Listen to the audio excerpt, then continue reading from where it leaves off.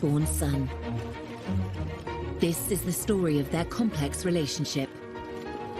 Charles tried to be a more modern parent, but he didn't have the tools because he didn't grow up with them. A shared tragedy defined this father and son. There's this marvellous picture of Harry holding very, very tight to Prince Charles's hand for support. For years, they were close.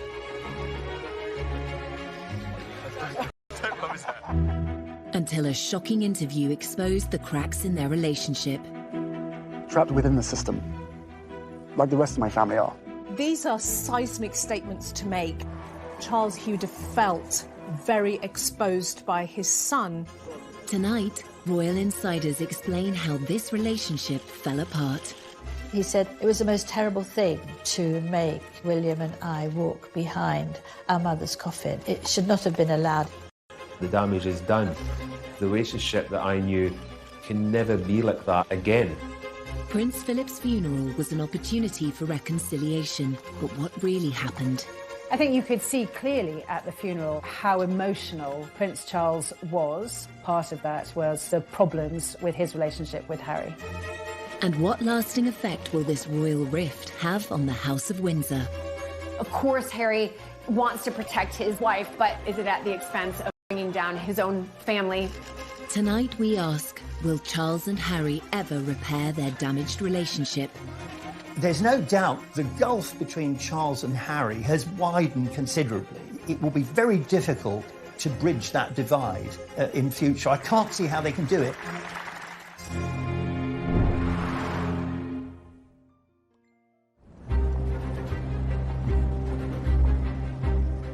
March 2021. The Duke and Duchess of Sussex sit down with Oprah Winfrey for an explosive and revealing interview. It will rock the foundations of the royal family.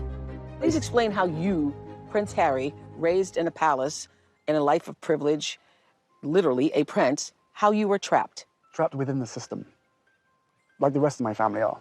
My father and my brother, they are trapped.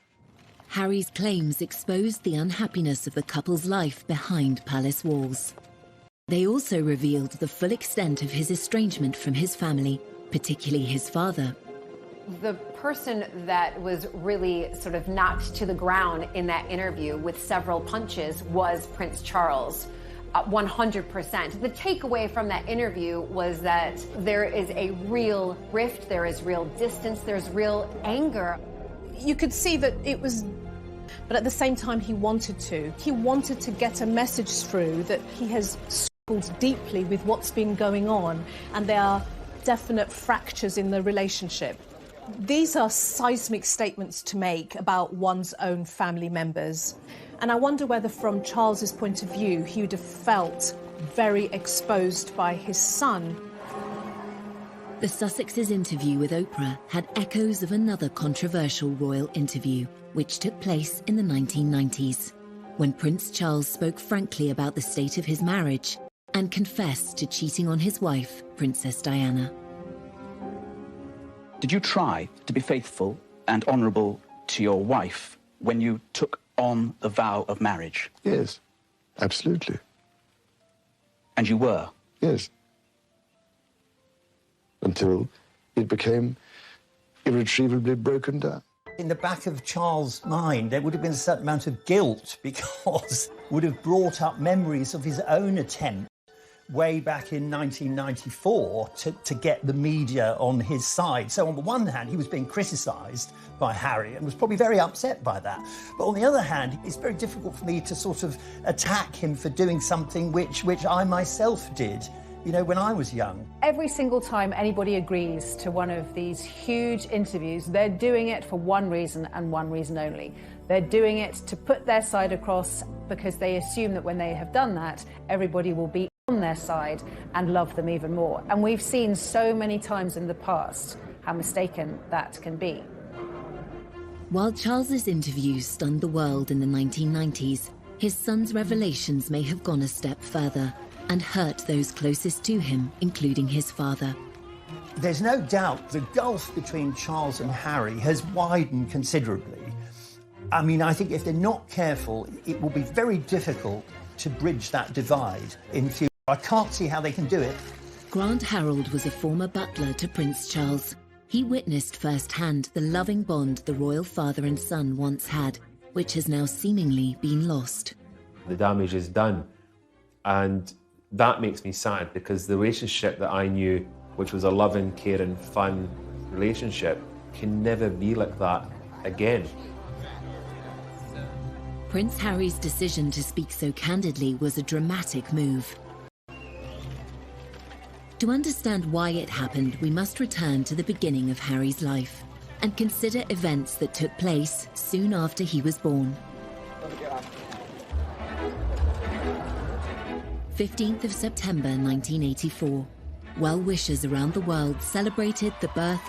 He was known to his family as Harry, and his father was acknowledged in his full given name, Henry Charles Albert David Windsor.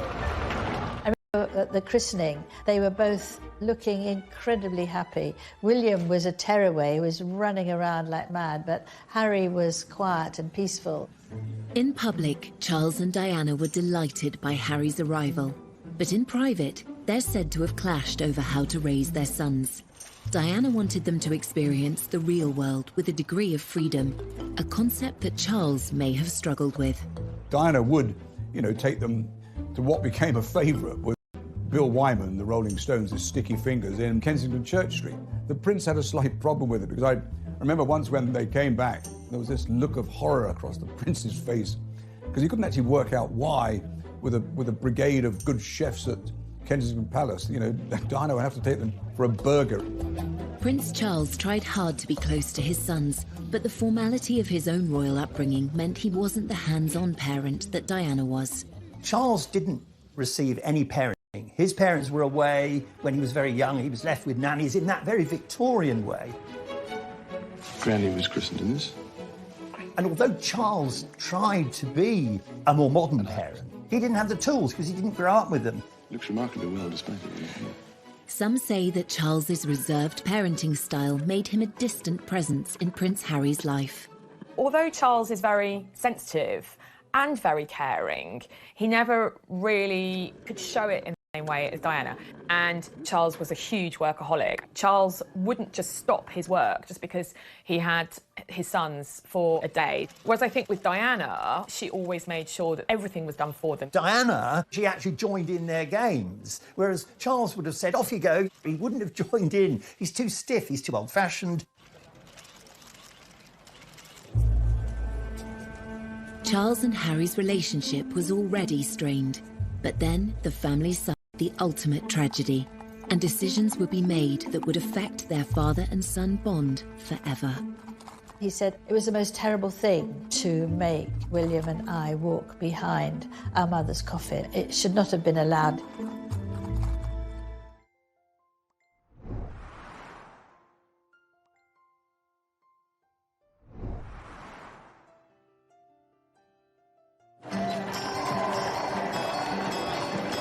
When Prince Harry was born, he and his brother William grew up initially in a happy family unit.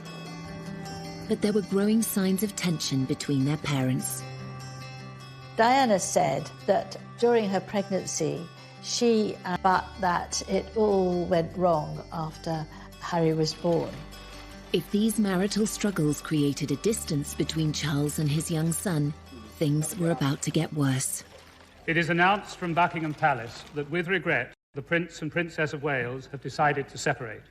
This decision has been reached amicably, and they will both continue to participate fully in the upbringing of their children. In 1992, Harry's parents went through a very public breakup.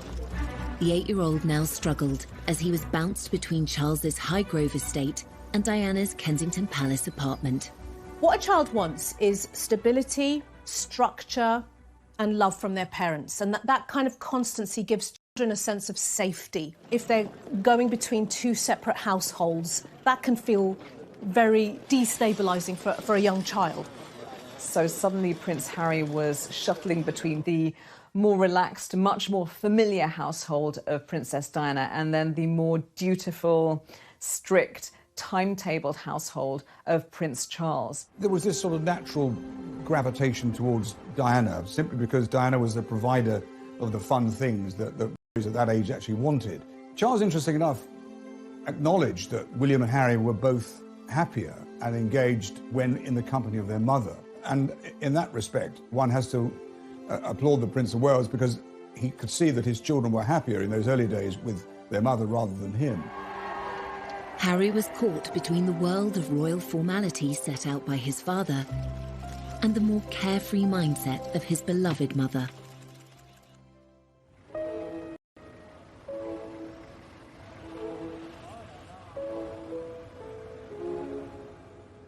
We have reports from Paris that Diana, Princess of Wales, has been killed in a car accident.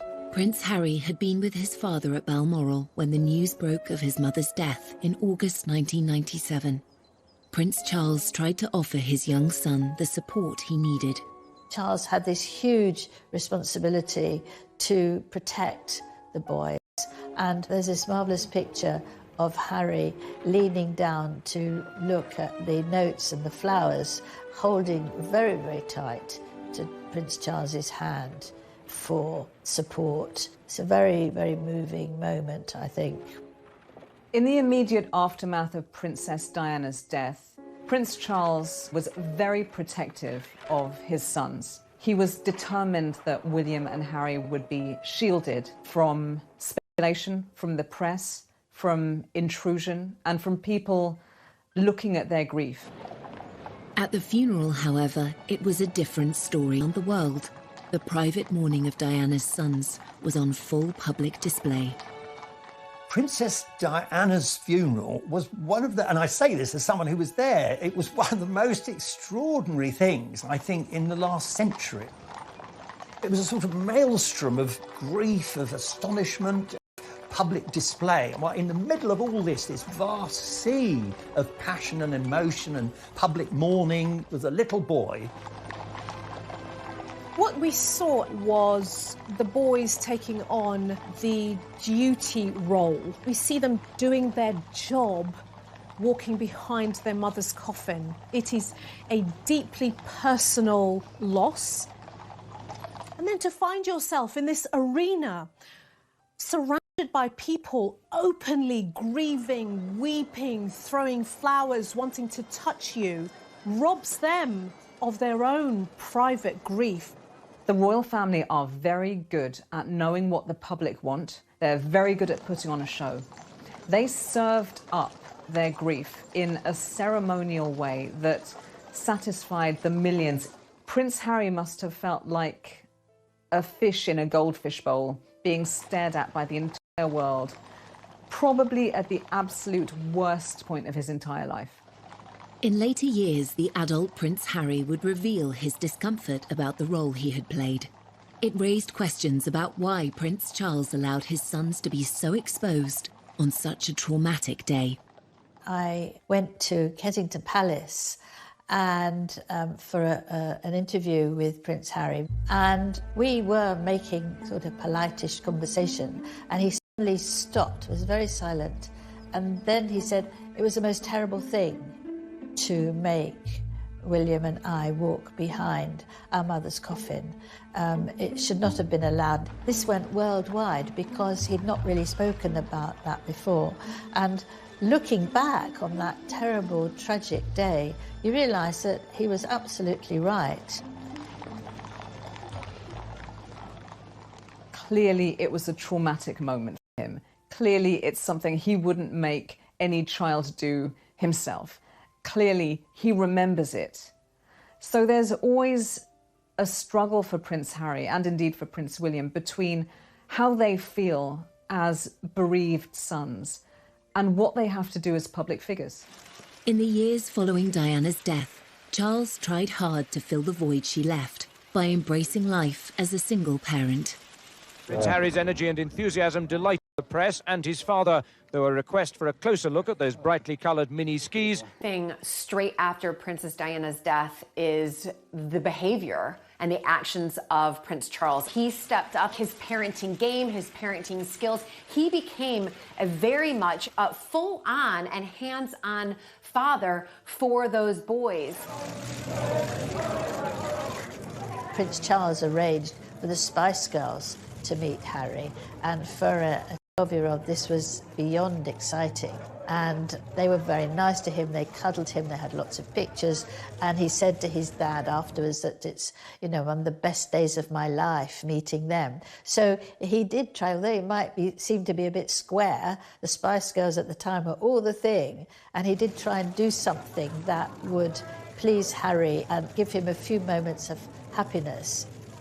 Charles made enormous efforts to do a lot more for the boys, to spend more time with them, to go to various events with them, and that was all to the good. I think that worked very well.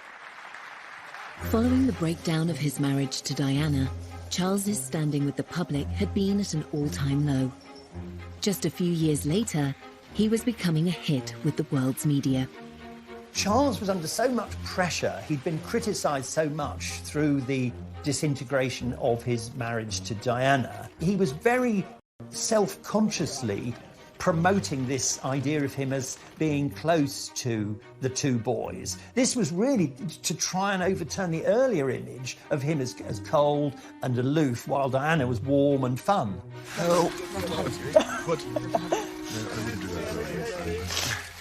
I remember the footage from the skiing trip, and it looks adorable. And then you've got dozens, if not hundreds, of official world's media photographing them and lobbing questions at them.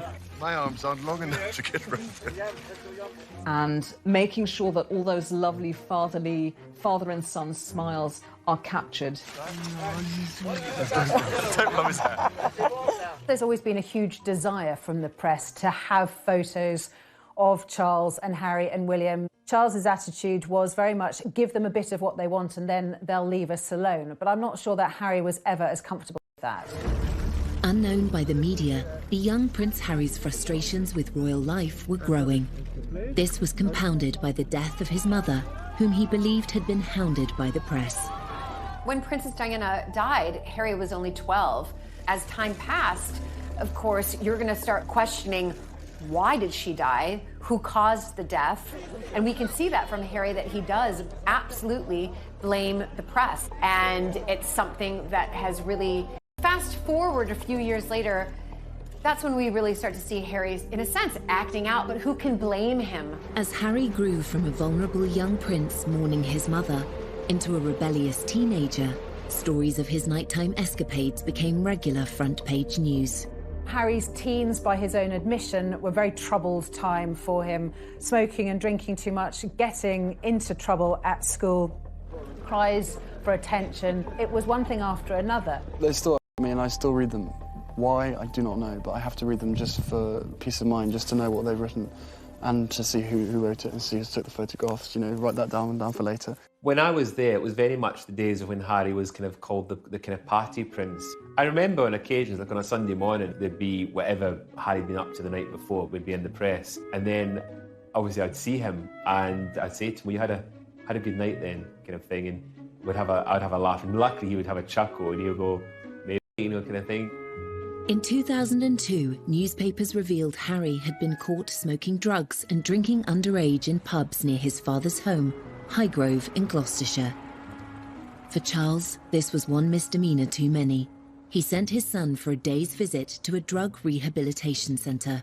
The palace viewed this with alarm. I mean, I think they always do, because anything that's out of control inevitably is damaging, especially for Charles, because it reflected badly on him as a parent.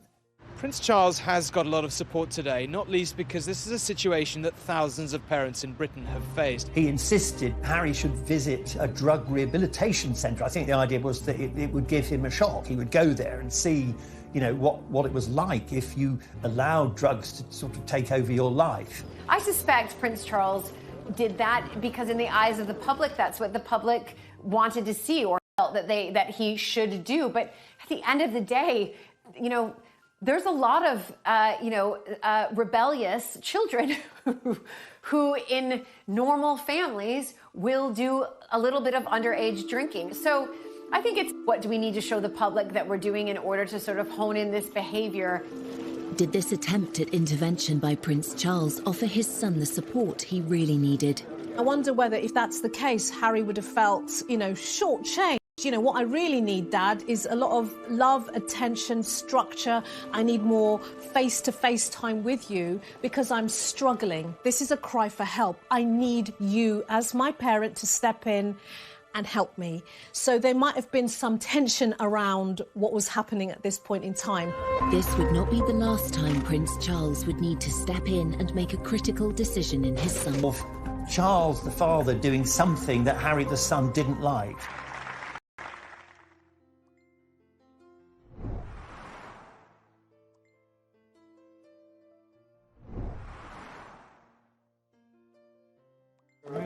One reason for the decline in the complex father-son relationship between Prince Charles and Harry is the difference in their approach to life and to their royal roles. Both men were shaped by their formative experiences at school. Charles was given a tough, formal education that emphasized duty. He was a sensitive, vulnerable child who was put through this most appalling education to try and toughen him up.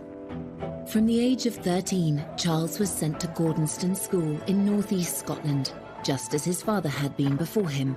But the tough regime was ill-suited to the sensitive prince. Prince Charles called it Colditz in kilts, and like a prison sentence. It just wasn't for him.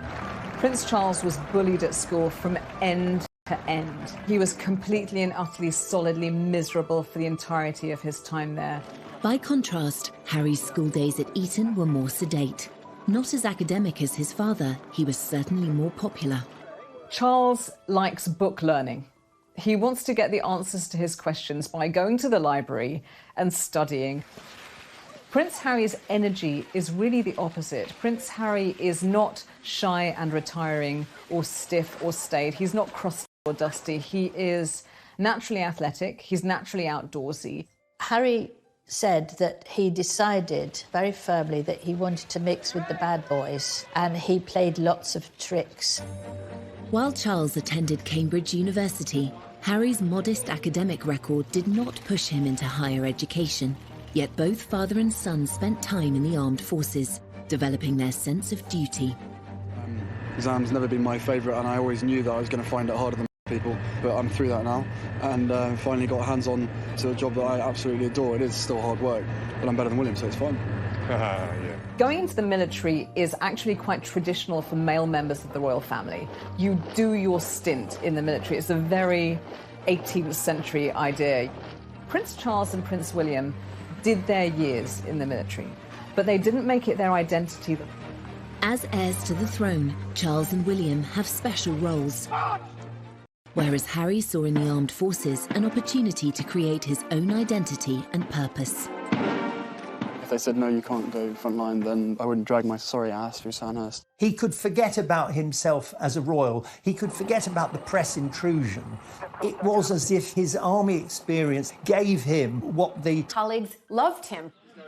They barely can even think of him as sort of a prince. He's just Harry to them. He's one of them. Even as Harry's service career thrived, the interest shown by the press was growing intense. His father tried to help. At that point, Harry was third in line to the throne, so a massive target for any enemy to want to take him out. The first time was under absolute secrecy, and Charles was very much involved in that. And he spoke to the MOD, he spoke to the head of the army, and they all came up with this plan to deploy him, but to keep everything secret, so no one knew. When he was deployed to the front line in Helmand in December 2007, even his butler was unaware. When he went to Afghanistan, that was extraordinary. I mean, at that point, I thought we knew where they were. We didn't know. It didn't stay a secret for long. The prince on the front line, Harry on active service in Afghanistan. He's been secretly deployed for 10 weeks, fighting shoulder to shoulder with his fellow soldiers in the war against the Taliban. Prince Harry's return became inevitable as soon as a news blackout of his presence in the country was broken by the foreign press. The Taliban made it clear that they would make extra efforts to either kill or capture the royal prince. For his own protection and for all the soldiers around him, had to fly back very quickly after only 10 weeks, and he was utterly devastated. He was furious. This was the happiest time of his life, the time when he felt he really belonged and was making a difference and was on a career path that suited him and that he could make the most out of and make a real difference. And again, he blamed the press.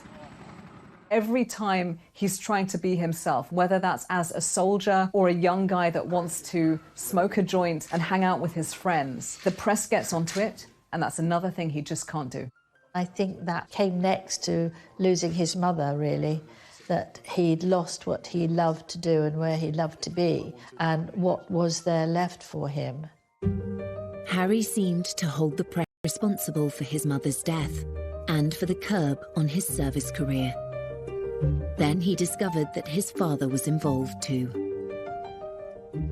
Unfortunate for Charles that he was implicated in the decision to recall his son, because it was another example of Charles the father doing something that Harry the son didn't like. Harry must have been saying, look, here we go again. Are my father and the world's media actually working together? The next one in a long line of emotional betrayals that have come from the people who are really the closest to him. In fact, Charles's involvement in removing Harry from the theatre of conflict was motivated by a desire to protect his son. As a parent, you worry the whole time, but for everybody left behind, it's ghastly. From Charles's point of view, as a parent, he would have been in protection mode, and as the son, he would have been, trust me, I know what I'm doing, don't interfere. So typically that would have brought its own internal tensions between father and the son. Harry is aware that his father loves him and wants to do his best for him, but then these other things all intrude and slightly poison the atmosphere. Because Charles obviously felt we have to do the right thing here. Harry's idea of the right thing was very different. It's obviously a great relief, as far as I'm concerned, to see him home in one piece. Eventually, father and son buried the hatchet. Harry's recall from Afghanistan inspired him to take on a new role, and one that would make his father proud. That was a pivotal moment, probably one of the most significant days in Harry's life, because on that plane that brought him back was a dead soldier. There was a coffin on the plane, and there were 2 or 3 British soldiers returning who'd lost limbs. And it was very soon after this that Harry set up the Invictus Games. In 2014, Harry played a pivotal role in organising the Invictus Games, which today involves 500 competitors from across 20 nations. For Prince Harry, the army is where the heart is. He's long been a champion for wounded service personnel, and today he was playing sitting volleyball, one of the sports at the Invictus Games. Harry's dedication to celebrating the bravery of wounded service personnel was all too clear from his speech at the Games opening ceremony. The admiration I have for these men and women to move beyond their injuries is limitless. Your stories move, inspire, and humble us. You prove that anything is possible if you have the will. Welcome to the Games. Welcome to Invictus.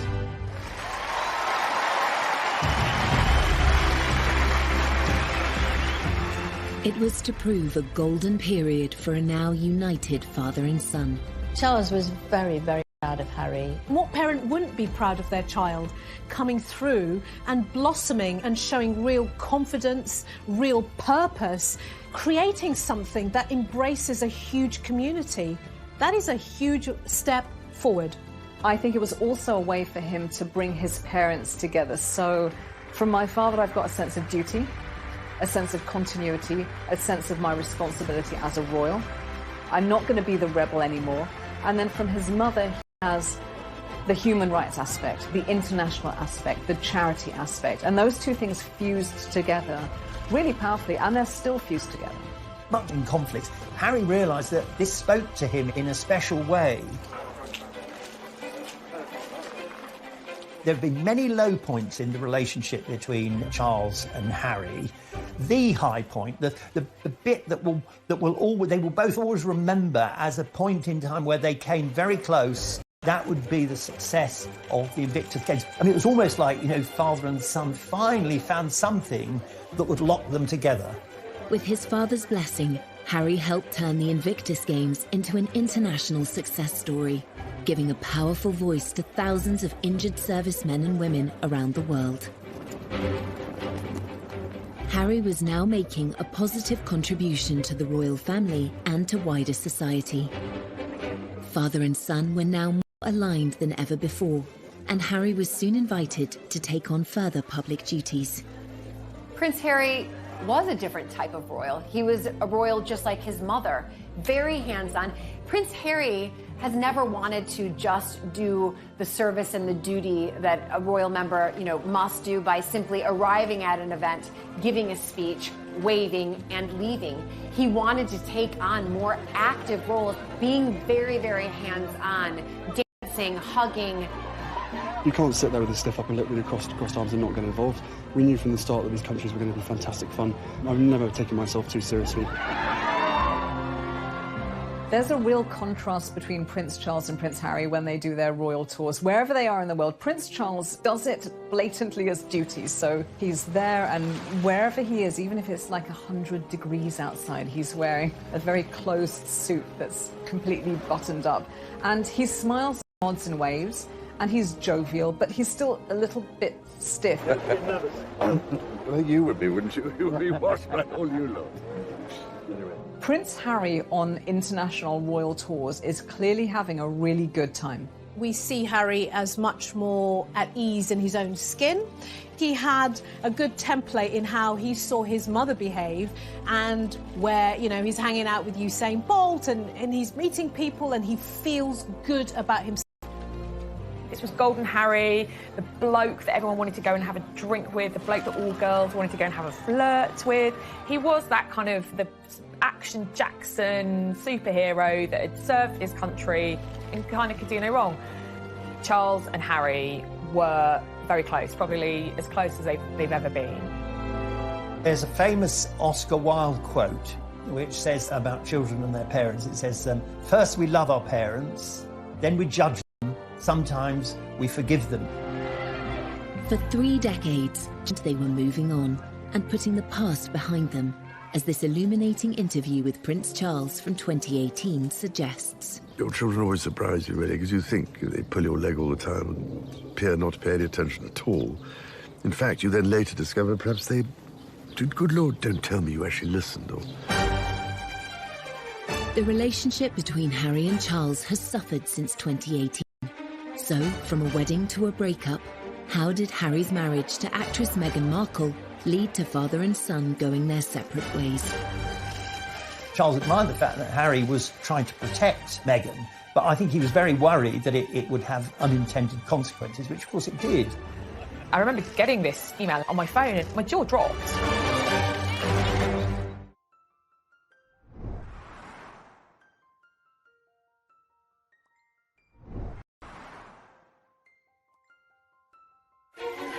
Royal history shows that affairs of the heart often clash with responsibilities of the role. In the case of Prince Charles and Prince Harry, adding a love interest to an already complicated father-son relationship had the potential to make matters worse. This is a repeating pattern over generations in the royal family. We've seen it with Charles, Diana and Camilla. That tension between wanting to be the person you love, being in a family business and also being a member of a family. Harry was just 10 years old when his father shocked the world and described the tensions in his marriage to Princess Diana, as well as his own adultery, in a frank TV interview. I have, on the whole, tried, I think, to get it right. I mean, constantly, people scrutinising. So, I mean, I have always tried to get it right, tried to do the right thing by everybody. So you can imagine, it's not a very happy or encouraging thing when this sort of business happens. So when his own sons started dating, it seems Charles advised them to choose their ideal partners based on love, rather than any other considerations. Prince Charles believed that, unlike what happened to him, where he was almost forced into a marriage and the wife had to be a virgin, he was determined that Prince Harry Prince William could find someone who they loved and who they wanted to marry. Harry had two big previous relationships before Meghan, so Chelsea Davy and, of course, Cressida Bonas. But while they appeared happy on the arm of the dashing prince, they weren't so keen to become princesses. Chelsea was like, absolutely not. I don't want to be in the public eye. I don't want to be written about in papers. And the same thing with Cressida. We know that both of those girls ended that relationship because they did a member of the royal family. Eventually, Harry did find the love of his life, and royal reporters are still kicking themselves that they didn't spot the signs. It's all very formal, obviously, when you're covering the royals, and there we were in one of the very smart rooms in Buckingham Palace, and Harry came bounding over, saying, "Hi, Em, how are you doing?" We're like, "You're tanned, or is it burnt?" And he said, "Yeah, I know. Africa was amazing. Oh, it was so good." I thought, wow, Harry's in a good mood. Like, I had never seen him quite so animated and quite so happy. And that was about 6 weeks before the news broke that he was dating Meghan Markle. And of course, one of their first dates had been in Botswana. Hey, when did you know she was the one? Very first time we met. Harry and Meghan's romance was embraced by the royal family. In that happy time, there was no sign of any tension between father and son. They welcomed Meghan with open arms. Prince Charles admired the fact she was self-made. Charles, he's slightly obsessed with the idea that somehow you've got to retain the magic of the royal family, but you've got to modernise. And what better way than to welcome a woman who's not only divorced, but American and of mixed race. And I remember the Queen invited both Meghan and Harry to Sandringham, which is a huge thing because couples, unless you were married, you just didn't get invited. They liked her very much, but of course, it didn't take the press long to start writing things about Meghan, to do the sort of things that would make Meghan worry, but also the royal family worry. Newspapers were soon filled with opinion on whether Meghan was a good fit for the royal family. Whilst initially there was a huge amount of admiration and hero worship when Meghan first came on the scene, there were some media outlets that ran some really disgraceful articles with headlines about straight out of Compton or exotic DNA, very old-fashioned opinions, borderline racist opinions. And the trouble is that one article like that is one too many. Meghan, we've discovered, has a very, very thin skin. But we have to remember that Kate did. They used to call her Weighty Katie. She had a terrible time, and Camilla had a dreadful time in people accusing her of causing Diana's death. I know Camilla spoke to her and they had lunch together, tried to help her get used to things and give perhaps some of her own experiences so that she wouldn't feel that she was being targeted. The royal family may have been reassuring Meghan behind the scenes, but it's their standard practice not to complain in public about press treatment. By apparently not speaking up for Meghan, Charles seemed to find himself taking a very different path to Harry. Statements, these underlying racial tones need to stop. I remember getting this on my phone and my jaw dropped, actually, because press statements, remember the royal family, are normally really bland and really boring. I mean, this was Harry. Anger. The anger was leaping off the page with his words and the tone. This was an unprecedented move, really just instructing the press to back off and leave Meghan alone. Charles admired the fact that Harry was trying to protect Meghan, but I think he was very worried that it would have unintended consequences, which of course it did. Handling the press is like handling gelignite. You know, it's almost impossible to do it safely. Despite Harry's insistence on tackling the press, his relationship with his father appeared stronger than ever. He felt able to ask Charles to play a significant role at his wedding. Meghan's father infamously didn't come to the UK for her wedding because he said he had heart problems and he was in hospital. There was the question of who would walk Meghan down the aisle. Prince Harry asked his father, and what could be better than having the heir to the British throne walk your beautiful bride down the aisle?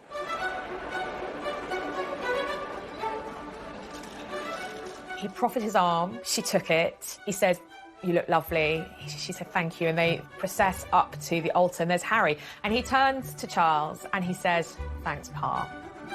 It's such a touching moment between father and son. He's so proud of his soon-to-be wife, but also so proud of his father, literally welcoming Meghan into the royal family in such a kind way. This was a very important symbolic act in terms of optics, that, you know, Meghan is now part of our royal family. A marriage is when two families come together. It's not when two individuals come together. In this case, it's also when two different mindsets, two different worlds come together. The harmony of that happy wedding would soon be strained by revelations in the press. It immediately took a turn for the worse, with reports coming out that she made Kate cry, how she is demanding and pushy. You've got elements of people within their household quitting. You're almost to the point like, what's true, what's not true, but certainly these can't all be untrue, can they? I personally began to see the wheels coming off. Harry was absolutely furious at the leaks, at what was being written. Everyone who knows anything about the press, the more angry you get, the bigger the story. The only way to do it is simply to ignore the press. And of course, Harry was never going to do that. For Harry, years earlier, as he pointed out in the documentary, Harry and Meghan, An African Journey. And part of any job, like everybody, means putting on a brave face and turning a cheek to a lot of the stuff. But again, for me, and for my wife, you know, of course there's a lot of stuff that hurts, especially when the majority of it's untrue. I will not be bullied into playing a game that killed my mum. So I will always protect my family, and now I have a family to protect. So he's now thinking, oh my God, the curse is coming around again. It's happening again, one generation on. So decades have passed, but nothing's changed. Everything that she went through and what happened to her is incredibly raw every single day, and that's not me being paranoid, that's just me not wanting a repeat of the past. Harry's perception is that his mother wasn't protected. She wasn't safe when she died. She was being pursued by the paparazzi. She didn't have the security detail that she deserved. If only she'd had what she needed, she may have made it. If Harry harboured a belief that Charles could have done more to protect Diana, resentment would certainly have resurfaced when his father chose not to defend Meghan publicly. Harry, he was like, enough is enough. I'm not standing for this anymore. And he also couldn't understand, and indeed she couldn't understand, why members of his family, particularly his father, were not standing up and saying, you know what, this is unacceptable. Father and son may have been at odds, but the famously close relationship between William and Harry still seemed unbreakable. Every year we get closer. The one person on this earth who I can actually really, you know, we can talk about anything and we understand each other and we give each other support. Yet by 2019, even this sibling bond was under strain, and the world had its first hint of another royal rift. We'll always be brothers, and we're certainly on different paths at the moment. I will always be there for him, and as I know he'll always be there for me. As brothers, you know, you have good days, you have bad days. We know over the last several years, really since he married Meghan, that the relationship between William and Harry has been very rocky indeed. Prince Harry's determination to defend his wife whilst his father and brother stayed silent seemed to drive a wedge through the family. Protecting his marriage and protecting his wife were his number one priorities. We know that many members of the royal family feel that service and duty to the crown and to the royal family are their number one priorities, and there's a clear difference there. It's sad for me because when I was... And then came a bombshell revelation that would lead to the biggest split in the royal family for 80 years. Can you put up with this? Was it surprising to them? Probably not. Were they happy about it? Definitely not.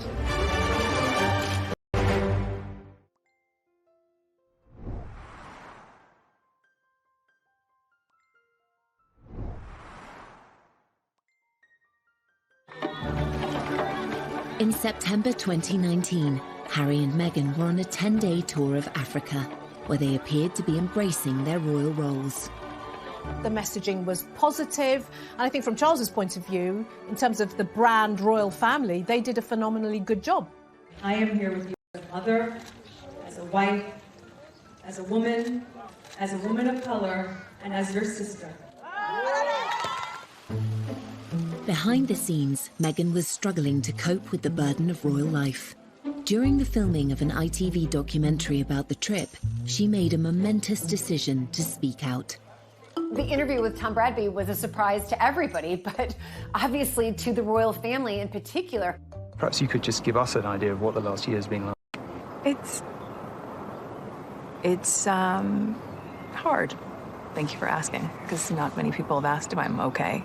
But it's a very real thing to be going through behind the scenes. And the answer is, would it be fair to say not really okay? As in, it's really been a struggle? Yes. That interview was pivotal, and certainly with hindsight, you can see that something changed at that minute. That would have been a dig at the royal family. And I think that was definitely eye-opening to everybody around the world, saying, okay, something's going on here with the royal family. I think it was clear from that interview on that alarm bells were starting to ring for Prince Charles about what path Harry and Meghan were going down and where it was going to end. Finally, the tensions between Harry and Charles reached breaking point. 3 months after Harry and Meghan returned from their tour, it was announced that they would step down as senior members of the royal family. In the run-up to Harry and Meghan leaving royal duties and then leaving the country, there were frantic conversations. I think Charles was desperate for his son not to do anything rash. I think Harry felt, oh, here again, my father's trying to stop me being free. Within the royal family. It's a huge monarchy. You can't just say, right, you can go tomorrow. There's lots of complications to senior royals leaving. And the Queen and Prince Charles were working out how to do this. Harry then published an announcement on his Instagram page, sparking a worldwide media frenzy. We had Harry announcing, that he wanted to step back, the Queen responding. The Queen shouldn't be responding, it should really be the other way around. Pretty much at every stage, they seemed to jump the gun. They seemed to do things out of order, to not follow proper etiquette. I think ultimately that's how the relationship between Harry and Charles broke down. It is one of the biggest constitutional crises to hit the family, because this suddenly saw a massive breakdown in communication between senior members of the family. It was clear there was something seriously wrong. I think Charles was pretty devastated by the departure for a number of reasons. He'd lost a son, he'd been unable to protect that young couple and keep them within the fold and keep them working for the royal family. Prince Charles had committed himself to a life of royal service, but his son was stepping away from his. Inevitably, this created a further divide between them. The motto is almost duty first and all the other stuff follows. Now, when you now live in a world where you start to put your own needs and wants ahead of duty, this is where the tensions arise, because the rest of the family is saying, well, this is a business. Charles knew over the years how unpopular it's been to have the royal family too big, too costly, too many members who nobody's ever heard of. So he wanted to slimline the royal family. So it was no surprise when his son wanted not only to be not a working royal anymore, but to be half in, half out. That was never going to wash. It seems yet again that Harry didn't receive the support he'd hoped for. You've got here the tension between being a parent and also the child's boss. And here's where the boundaries get very blurry and very messy. His withdrawal from royal duty was never going to be easy, but the sacrifice Harry had to make was far greater than he imagined. He has lost his royal titles. He's lost security privileges. He's lost a lot of money and patronage. He lost all of his military appointments, which he worked for 10 years to build up. When Harry first spoke out about the decision, he expressed his disappointment that his family were unable to compromise. It brings me great madness that it has come to this. Our hope was to continue serving the Queen, the Commonwealth. That wasn't possible. I think he'd find it upsetting because he doesn't just do them because it's duty, it's because he's passionate. He loves these things. For Charles, as with the Queen, the monarchy always comes first. Harry seemed to struggle with this idea. Charles will have known that that was going to damage their relationship, but he will have put what he saw as the greater good of the monarchy and the royal family above his personal relationship with his son. Once again, Charles's silence was deafening. But there was a high price to pay.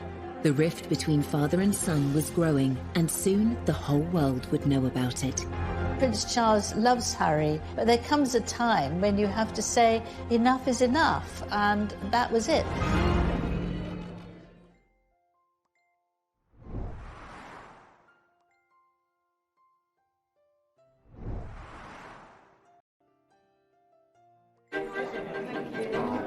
Will you miss Harry and Meghan? In February 2021, nearly a year after Meghan and Harry stepped back from their royal roles, it was announced that their move would be permanent. Weeks later, Harry made the pivotal decision to appear on global television and discuss the issues he has with his father in front of an estimated audience of 60 million. When we were in Canada, I had 3 conversations with my grandmother and 2 conversations with my father before he stopped taking my calls. So you just said that your dad stopped taking your calls. Why did he stop taking your calls? Because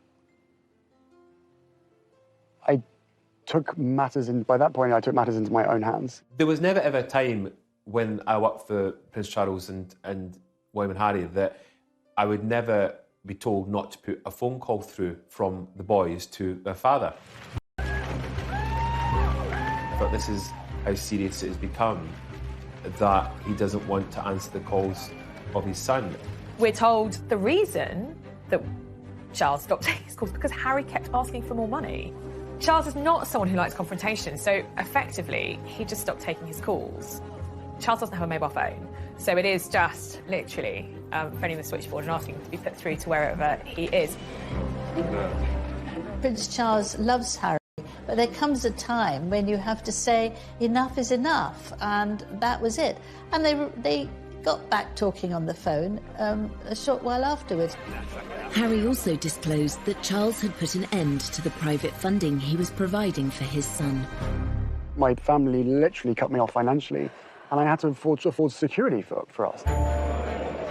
I suspect it was that bit of the interview which upset Charles the most, that he felt very let down. Before Harry stopped being working royal, he would have only got about 5% of his income from the sovereign grant. The other 95% would have been from his father's personal wealth and from the Duchy of Cornwall. Charles was paying about £5 million a year for Kate, William, Harry and Meghan. That's a significant amount of money. That money pretty much disappeared when Harry and Meghan moved to Canada and then to the United States. And that's where the problem arises. Harry slightly feels that not giving him the money he wants is not giving him the love he wants. Harry, he's got 30 million, most of it from his mother, but also a considerable amount from Elizabeth, the Queen Mother. So he's not exactly what you would call poor. One issue raised in the interview seemed more sensitive for Harry than any other. On the security element, I never thought that I would have my security removed because I was born into this position and inherited the risk. So that was a shock to me. Going back to Diana's death, paying for security will be something that Harry feels passionately about, that they need that security, that without that security their lives are in danger. So you can see how this issue is one of great emotion for Harry. Harry's frustration with his father was clear. Could Charles be doing more for his son? They have stepped down. So I think that to justify, again, Prince Charles paying for that security is difficult. Had they stayed in this country as working members, working senior members of the royal family, we'd be in a completely different situation right now. As father-son rifts go, royal status adds unique complications. The public nature of this feud only makes matters worse. But even after Harry's shocking claims, Prince Charles, again, remained silent. Harry knows very well that the Queen, his grandmother, aged nearly 95, and his father, who has followed in her footsteps, believe in the motto, never complain, never explain. So he would know absolutely that they couldn't come back and say what the truth was, or give even their side of the truth. But we know that in private, he let it be known that he felt very let down by the interview. After the interview, Gayle King, who has become a close friend of Harry and Meghan's, she said on her morning show that Harry had spoken to his father and his brother after the interview, but talks have been unproductive, which I think only really added fuel to the fire. William and Charles thought, whatever. The claims that Harry made about his father could have a serious effect on the monarchy, which Charles has worked so hard to protect. It can be damaging. That's the reality. That interview overnight could have changed the public opinion of the family. Of course, Harry wants to protect his family, his wife and his child and his unborn child, but at what expense? Is it at the expense of bringing down his own family, family that he's known for 36 years? In the midst of his many grievances, Harry made an emotional admission to Oprah Winfrey of his hope for a reconciliation. Of course, I will always love him, but there's a lot of hurt that's happened, and I will continue to make it one of my priorities to try and heal that relationship. With the recent passing of the Duke of Edinburgh, could the shared loss in the family become an opportunity? Before the Duke of Edinburgh's funeral, Harry wrote Charles a letter. Charles is a prolific letter writer and actually prefers letter writing to all other methods of communication. And Harry wrote Charles a letter, I think partly apologising for Oprah, but I think wanting to explain. From Harry and Meghan's point of view, they felt that none of the royal family were listening to them. That was partly one of the reasons they had to literally walk away. And of course, at the Duke of Edinburgh's funeral, that was the first time that William and Charles had seen Harry for an entire year.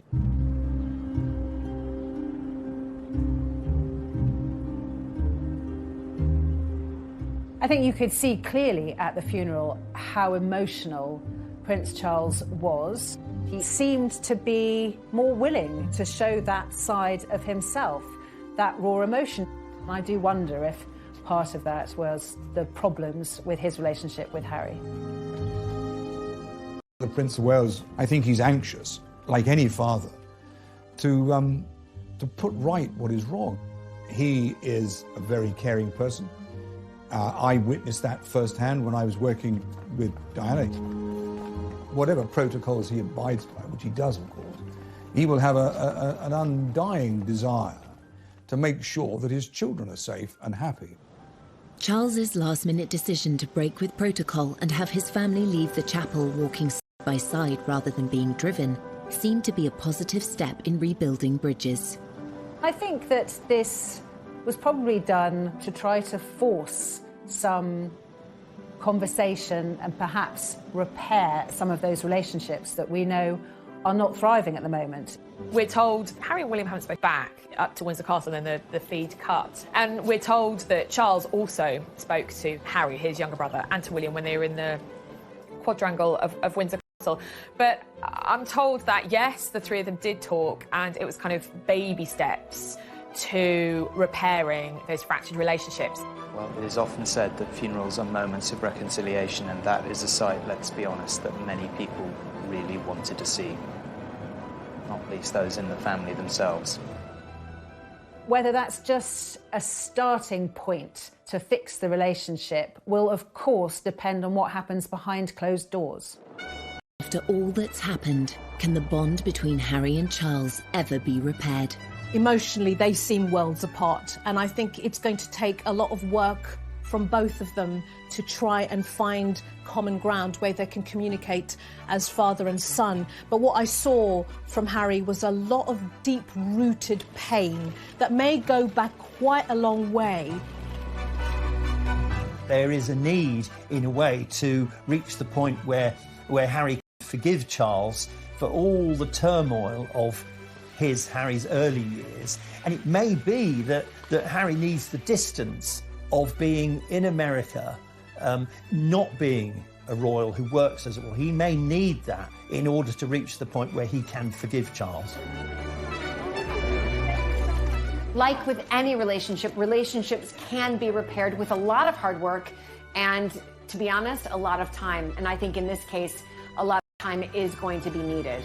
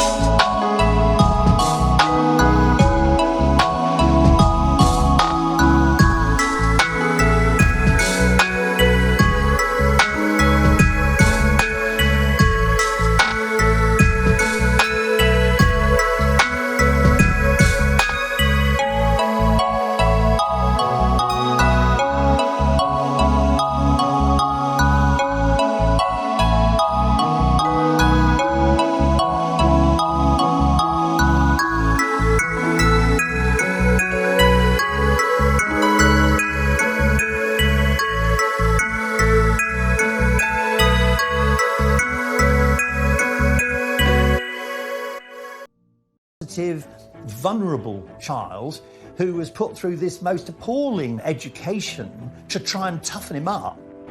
From the age of 13, Charles was sent to Gordonston School in northeast Scotland, just as his father had been before him. But the tough regime was ill-suited to the sensitive prince. Prince Charles called it Colditz in kilts, and like a prison sentence. It just wasn't for him. Prince Charles was bullied at school from end to end. He was completely and utterly solidly miserable for the entirety of his time there. By contrast, Harry's school days at Eton were more sedate. Not as academic as his father, he was certainly more popular. Charles likes book learning. He wants to get the answers to his questions by going to the library and studying. Prince Harry's energy is really the opposite. Prince Harry is not shy and retiring or stiff or staid. He's not crusty or dusty. He is naturally athletic. He's naturally outdoorsy.